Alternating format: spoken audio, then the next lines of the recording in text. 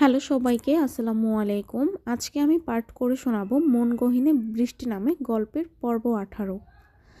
ভোরের আলো ফুটেছে। সালমা বেগম ঘুম থেকে উঠে নামাজ পড়ে নিলেন। তারপর রান্নাঘর থেকে একটা বালতি এনে তার শাশুড়ির ঘরে উকিয়ে দিলেন। আনোয়ারা বেগম তাসবিহ গুনছিলেন। সুপ্রভার ঘরে তার ভালো ঘুম হয়নি, তাই সকাল হতে নিজের ঘরে এসে পড়েছেন। সেই ঘরে গিয়ে আর কাজ নেই। তাকে দেখে আনোয়ারা বেগম তাসবিহ রেখে বললেন, এত ভোরে আমার ঘরে উকি দিতাছো যে? কোনো কাম করা লাগবো? আম্মা, আপনি যদি একটু গোয়াল থেকে দুধ নিয়ে আসতেন ভালো হইতো। তার কথা শুনে আনোয়ারা বেগমের মেজাজ বিগড়ে গেল। তিনি খানিকটা খেকিয়ে বললেন, কেন? আমি করতে যাবো কেন? তুমি আসো কি লেগা?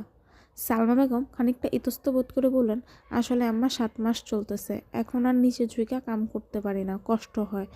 আনোয়ারা বেগম নাক ছিটকে বললেন, ঢং! শহরের বেডিগমত ঢঙ্গের কথা কইব না। আমরাও পোয়াতি আসছিলাম, কখনো নিজে আরাম কইরা শাউরিরে কাম করতে কই নেই। শাশুড়ির অবজ্ঞায় সালমা বেগমের একটু খারাপ লাগলেও তিনি নিজেকে সামলে নিলেন। তারপর বললেন, আচ্ছা। সালমা বেগম গোয়ালে গিয়ে নিচে ঝুঁকে দুধ দোয়ানোর চেষ্টা করছেন, কিন্তু যতবারই নিচে ঝুঁকছেন তার পেটে টান লাগছে। তাও তিনি চেষ্টা করতে লাগলেন। আমজাদ আলী খানিকটা দূরে মিসওয়াক করছিলেন আর সালমা বেগমের দিকে তাকিয়েছিলেন। তিনি সালমা বেগমের কষ্টটা বুঝতে পেরে শ্যামলকে ডাকলেন। শ্যামল ঘুমিয়েছিল। চাচার ডাক শুনে তড়িঘড়ি করে উঠে বসলো। চোখ ডলতে ডলতে আমজাদ আলীর সামনে দাঁড়িয়ে বলল, কিছু কইবেন চাচা? তোর চাচি বারবার নিচু হইতে যায় খাড়াইয়া যাইতেছে। কি হয়েছে দেখতো গিয়ে? চাচার কথা শ্যামল বিরক্ত হলো। মহিলা মানুষের কাজ তারা করবে, সেটা পুরুষ মানুষের হস্তক্ষেপ তার পছন্দ না। কিন্তু চাচার কথা ফেলা যাবে না বিধায় চাচির কাছে গিয়ে বলল, কি হয়েছে চাচি, কোনো সমস্যা? পেটে বারবার টান লাগতেছে, নিচু হইতে পারতেছি না। শ্যামল বিরক্তের সহিত বলল, দেন আমি কইরা দিই। সালমা বেগম শ্যামলকে বালতি এগিয়ে দিলেন। বালতি নিয়ে শ্যামল দুধ দোয়ানোর চেষ্টা করলো এবং পরবর্তীতে সে দুধ দোয়ানো শুরু করলো। সুপ্রভা ঘুম থেকে উঠে তার মায়ের কাছে আসছিল সাহায্য করতে, কিন্তু দূর থেকে শ্যামলকে সাহায্য করতে দেখে সে মনে মনে খুশি হলো। শ্যামল তার উপরে জোর খাটালেও তার মায়ের অনেক খেয়াল রাখে। সুপ্রভা মিসওয়াক করে স্কুলে যাওয়ার জন্য তৈরি হয়ে নিল। ঘর থেকে বের হয়ে সালমা বেগমের কাছে গিয়ে বলল, আম্মা জলদি খাইতে দাও, স্কুলে যাবো। সালমা বেগম বলেন, তুই বস, আমি দিতাছি। সালমা বেগম সুপ্রভাকে খাবার বেড়ে দিলেন। সুপ্রভা খাচ্ছে, এমন সময় আনোয়ারা বেগম এসে বললেন, সর্বনাশ, বাড়ির কত্তার আগে বাড়ির মাইয়ারা খাইয়া ফালাইতেছে, কী দিন আইলো রে। সালমা বেগম বললেন, আম্মা ও তো স্কুলে যাইব, তাই আগে দিছি। রাহো তোমার স্কুল, মাইয়া মানুষ এত পইরা কী করব। তারপর সুপ্রভার দিকে তাকিয়ে বললেন, এই তুই উঠ, খাওয়া লাগবো না তোর। আম্মা পিছন থেকে ডাক দিয়ে বললেন, আম্মা। আনোয়ারা বেগম আমজাদ আলীর দিকে তাকালেন। তার চোখে ক্রোধ স্পষ্ট। আনোয়ারা বেগম চুপসে গেলেন। তাকে চুপ থাকতে দেখে আমজাদ আলী বললেন, আম্মা, আপনি যদি আরেকবার আমার মাইয়ার লগে এমন ধারা কথা কন, তাইলে আমি চুলা আলাদা কইরা দেব, তখন একা একা রাইন্দা খায়েন। তুই এই মাইয়ার লেগে আমার আলাদা কইরা দিবে? আমার মাইয়ার লগে খারাপ আচরণ করলে দিমু, থাক তুই, আমি এই বাড়ি ছেড়ে যামুগা।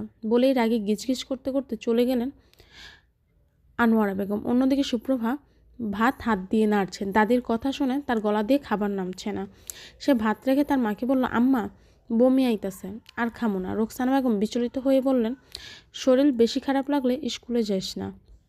বেশি খারাপ লাগে না, যাইতে পারো। আমজাদ আলী সুপ্রভার কাছে এসে তার মাথায় হাত রাখলেন। বললেন, দাদির কথা মনে নিস না মা, বয়স হয়েছে তো, তাই অনেক কিছুই বুঝে না। সুপ্রভা কিছু বলল না, তার বাবার দিকে তাকিয়ে রইল। আমজাদ আলী বললেন, তুই খারা, আমি শ্যামলিলারে কইতাছি তোর স্কুলে দিয়ে আসতে।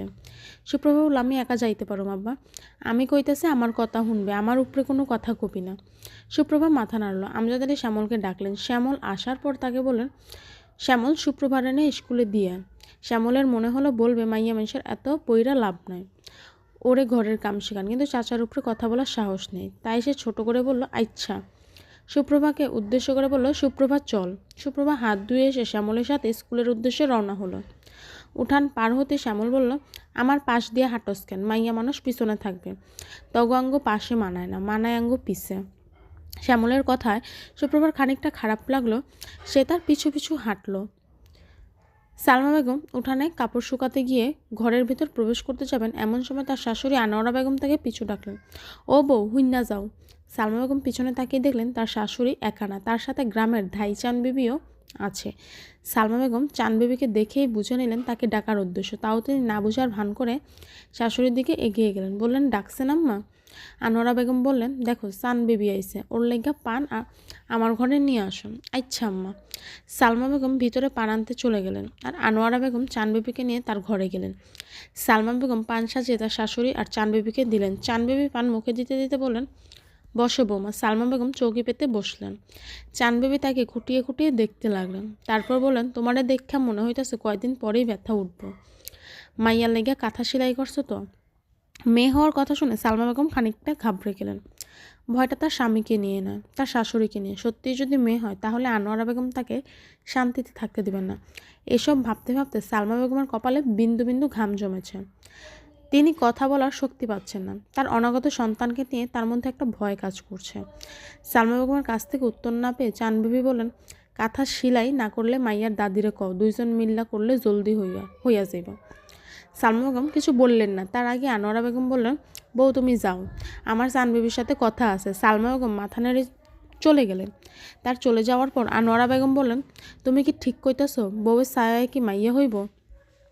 চানবেবি বলেন, হাসা কইতাছে, 30 বছর ধরে এই কাম করতেছে, হাঁটা দেখলে বুঝা যায় মাইয়া হইব নাকি বলে। আচ্ছা তুমি যাও।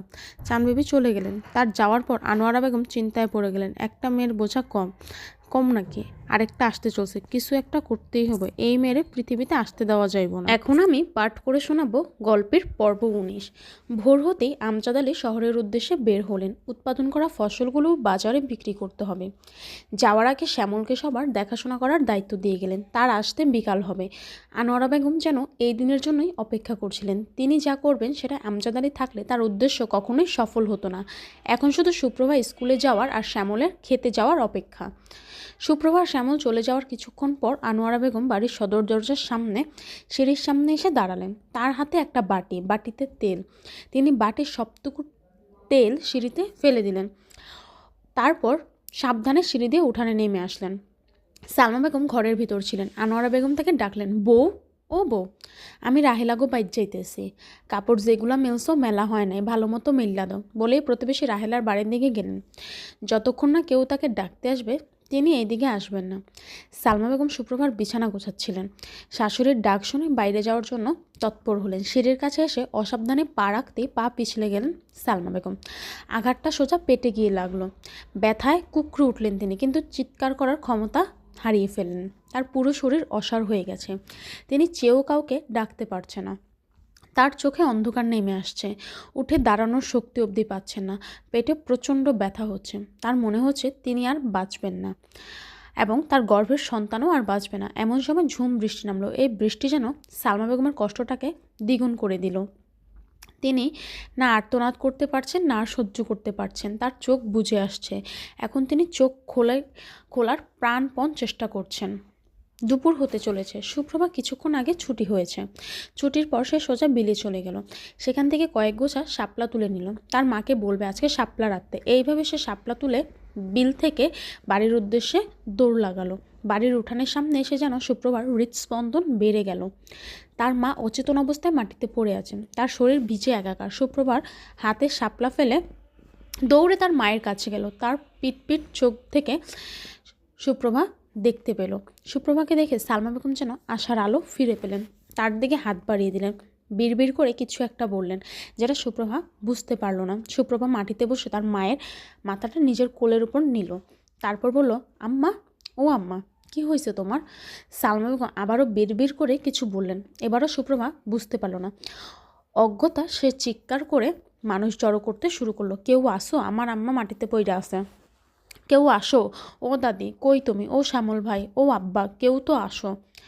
সুপ্রভার চিৎকার শুনে পাশের বাড়ি থেকে আনোয়ারা বেগম ও তার প্রতিবেশী রাহেলা বের হয়ে এলেন। সালমা বেগমকে এভাবে মাটিতে পড়ে থাকতে দেখে আনোয়ারা বেগম মনে মনে খুশি হলেন। তার উদ্দেশ্য সফল হয়েছে, কিন্তু সেটা বাইরে প্রকাশ করলেন না। সুপ্রভার উপর রাগ দেখিয়ে বলেন, এই মাইয়া, তুই বউরে কি করছিস? আমার নাতির কিছু হইলে তোর এই বাড়ি থেকে ভাত উঠটা যাবো কইলাম। সুপ্রভা দাদির দিকে করুণ দৃষ্টিতে তাকিয়ে রইল। তারপর বলল, আমি তো কিছু করি নাই দাদি। স্কুল থেকে আয়সা দেখে আম্মা নিচে বইরা আছে। আর নাটক করণ লাগবো না, তুই করছস। সুপ্রভা কিছু বলতে যাবে তার আগেই রাহেলা বলেন, থাউক খালা, মাইয়াটারে আর বইকেন না এখন, আগে ভাবিরে হাসপাতালে নেওয়ান লাগবো। আনোয়ারা বেগম মিথ্যা মিথ্যা চিন্তা দেখিয়ে বলেন, হ ঠিক কইছো, তোমার ছোটো পোলাডারে কও শ্যামলরে ডাইক্কা আনতে। আমজাদ তো শহরে, ওই এখন ঘরের বেড়া। আচ্ছা আমি ডাইক্কা আনতাছি বলেই রাহেলা তার বাড়িতে ঢুকলেন। তার ছোট ছেলে শ্যামলকে ডেকে আনলো। সে এসে ভ্যান ভাড়া করে সালমা বেগমকে নিয়ে সদরের দিকে গেলেন। গ্রামে কোনো হাসপাতাল নেই, যা আছে সদরেই। আমজাদ আলী বিকাল হওয়ার কিছুক্ষণ আগে বাড়িতে এসে বলেন। বাড়িতে এসে দেখলেন উঠানের সামনে অনেক মানুষ জড়ো হয়ে আছে। তার বুকটা ধুক করে উঠল। তিনি ভিড় ঠেলে ভিতরে প্রবেশ করলেন। বাসার ঘরে মা আনোয়ারা বেগম বিলাপ করে কাঁদছেন এবং তাকে ঘিরে গ্রামের অন্য মহিলারা বসে আছেন। একপাশে সুপ্রভা মূর্তির মতো দাঁড়িয়ে আছেন, তার পরনে স্কুল ড্রেস। আমজাদ আলী মায়ের কাছে না গিয়ে সুপ্রভার কাছে গেলেন। সুপ্রভার মাথায় হাত রেখে বলেন, কী হয়েছে রে মা? বাবার স্পর্শে সুপ্রভার হৃদয় যেন কেঁদে উঠল। সে তার বাবাকে জড়িয়ে ধরে কেঁদে ফেলল। অস্ফুটে বলে উঠল, আম্মা, বলেই ঢুকরে উঠল। সুপ্রভার কথা শুনে আমজাদ আলীর মনে অশুভ চিন্তা আসতে শুরু করলো। তিনি অস্থির হয়ে প্রশ্ন করলেন, কী হয়েছে তোর আম্মা? সুপ্রভা কিছু বলার আগে আনোয়ারা বেগম বলে উঠলেন, তোর মাইয়া আমার নাতিরে খাইয়া ফেলাইছে। আমজাদ আলী সুপ্রভাকে ছাড়িয়ে আনোয়ারা বেগমের কাছে গিয়ে বলেন, কী হয়েছে আম্মা? পরিষ্কার কইরা কোন। আনোয়ারা বেগম মিথ্যা বিলাপ করতে করতে বলেন, আমি কিছু সময়ের লেগে রাহেলাগো বাড়িতে গেছিলাম, আয়সা দেখি তোর মাইয়া নিচে বসে আছে আর তার পাশে বউ বেহুশ হয়ে পড়ে আছে, নিশ্চয়ই তোর মাইয়া কিছু করছে। বলেই কাঁদতে শুরু করলেন। আমজাদ আলী ব্যস্ত হয়ে বললেন, সালমা এখন কই? আনোয়ারা বেগম আহাজারি করতে করতে বললেন, শ্যামল সদরে নিয়ে গেছে। আহারে আমার নাতিটা। আমজাদ আলী আর কথা বাড়ালেন না, সোজা সদরের উদ্দেশ্যে রওনা হলেন। আমজাদ আলী মাত্র সদর হাসপাতালে এসে পৌঁছেছেন। তার পৌঁছাতে প্রায় 2 ঘন্টার মতো সময় লেগেছে। হাসপাতালটা বেশি বড় না, একতলা একটা দালান। সেটায় কয়েকটা ঘরে চিকিৎসা করা হয়। শহরের মতো তেমন উন্নত না। আমজাদ আলী কিছুক্ষণ খুঁজতেই হাসপাতালের করিডোরে শ্যামলকে পেয়ে গেলেন। সে বসে আছে। তার চোখ মুখ দেখে বোঝাই যাচ্ছে সে খুব ক্লান্ত, তাও চাচির জন্য সে এতক্ষণ এখানে আছে। এটা দেখে আমজাদ আলী খুশি হলেন। সে শ্যামলের কাছে গিয়ে তার কাঁধে হাত রাখলেন। শ্যামল তাকে দেখে দাঁড়িয়ে পড়ল, বলল, কখন আইছেন চাচা? একটু আগে। তোর চাচির অবস্থা কেমন রে? তেমন ভালো না, রক্ত দেওয়ান লাগছে, এখনও হুঁশ আসে নাই। ডাক্তার সাহেব কইছে সকাল হইলেও যদি হুঁশ না আসে তাইলে কালকে ঢাকা শহরে নিয়ে যাওয়ান লাগবো। কথাটা শুনে আমজাদ আলী নিজেকে সামলে বলেন, আমার পোলারে নিয়ে কিছু কইছে? এখনও কিছু কয় না। আচ্ছা তুই এখন বাড়িতে যা। আপনি একা থাকবেন? বাড়িতে আম্মা সুপ্রভা একা, তুই যা। আচ্ছা। শ্যামল চলে গেল। তার পৌঁছাতে সন্ধ্যা হয়ে আসলো। বাড়ির সামনে যারা জড়ো হয়েছিল তারা চলে গেছে। গ্রামে সন্ধ্যাকে গভীর রাত মনে করা হয়। এত রাত করে তারা বাড়ির বাহিরে থাকবে না, তাই নিজ নিজ বাড়িতে চলে গেছে। তাই শ্যামল এসে কাউকে পায়নি। সে ঘরে ঢুকতে যাবে তখনই তার চোখ পড়ে সদর দরজার কাছে রাখা একটা বাটির দিকে। সে বাটিটা তুলে দেখে সেটায় কয়েক ফোঁটা তেল রয়েছে। তেল দেখে তার বুঝতে বাকি রইল না সালমা বেগমের সাথে কী হয়েছে আর কে করেছে। সে সাবধানে বাটিটা রান্নাঘরে রেখে আনলো, তারপর বাড়ির ভিতরে প্রবেশ করলো।